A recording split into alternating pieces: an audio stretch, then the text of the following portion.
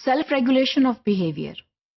Teacher effectiveness training का जो model है उसमें सेल्फ रेगुलेटरी बिहेवियर जो है ये बेहद अहम है, और ये मॉडल जो है ये बाकी दो मॉडल से इसीलिए फर्क है क्योंकि इसमें जो जिम्मेदारी है वो स्टूडेंट्स के ऊपर लागू होती है कि वो बेहतर रवैयों के साथ क्लासरूम में और स्कूल में बैठें।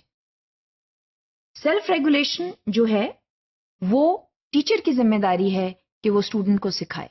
सबसे बुनियादी बात तो ये है कि स्टूडेंट्स को एम्पावर करना चाहिए।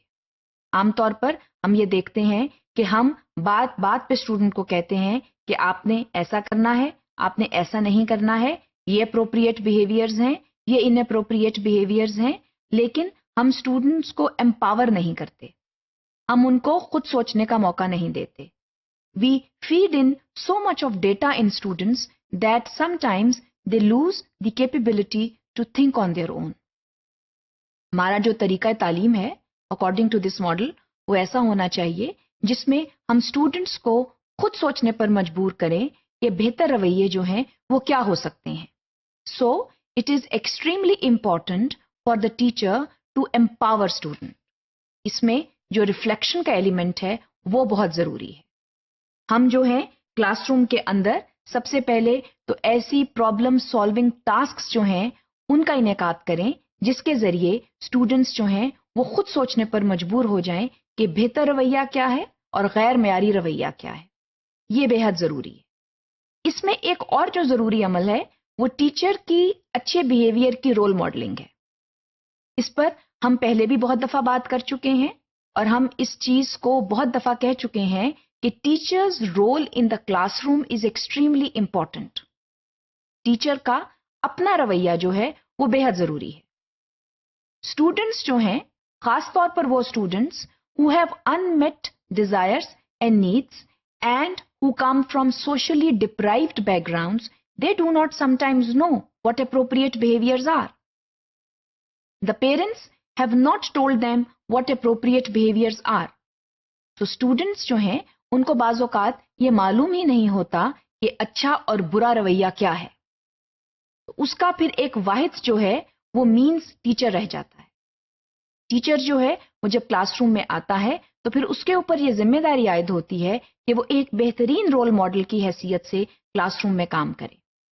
35 या 40 मिनट का जो इंटरैक्शन स्टूडेंट का टीचर के साथ होता है उसमें लेसन प्लान तो जरूरी है, मैनेजमेंट भी जरूरी है, उसके साथ टीचर का रवैया भी जरूरी है। हमने जब नॉलेज डोमेन्स की बात की थी तो हमने सोशल इमोशनल नॉलेज की बात की थी।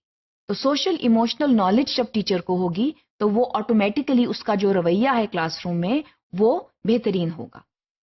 सो बेसिकली टीचर को चाहिए कि वो तमाम नॉलेज डोमेन्स को बरूए कार लाते हुए एक बेहतरीन रवैये के साथ पढ़ाए ताकि स्टूडेंट्स जो हैं वो उससे सीखें।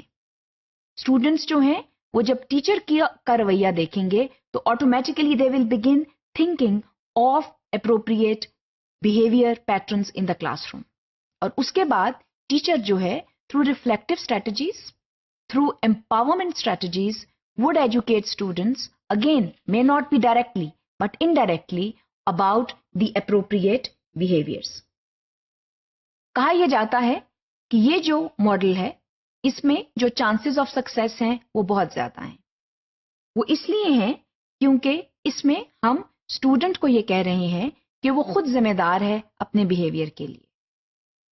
हमने जो है स्टूडेंट को पहले लॉजिकल कॉन्सिक्वेंसेस के जरिए या दूसरे तरीकों के जरिए या डरा धमका के या ये बताकर कि इस बिहेवियर का कॉन्सिक्वेंस ये होगा, उसको एक अप्रोप्रिएट बिहेवियर लाने पर मजबूर तो कर दिया, लेकिन ये बताना और ये सिखाना बहुत जरूरी है कि वो खुद जिम्मेदारी के साथ बेहतर तरीके से समझते हुए अप्रोप्रिएट बिहेवियर्स को बरूए कार लाए।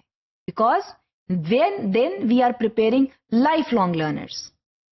क्योंकि ये वाले जो बच्चे हैं इन्होंने आखिर बड़े होकर सोसाइटी का हिस्सा बनना है, और अगर डरा धमकाकर हम बिहेवियर्स को सामने लाएंगे तो इसका यह एहतमाल होता है कि स्टूडेंट्स भूल जाएंगे। But through self regulatory behaviour the possibility is that students would maintain these behaviours and would then use these behaviours in the larger society.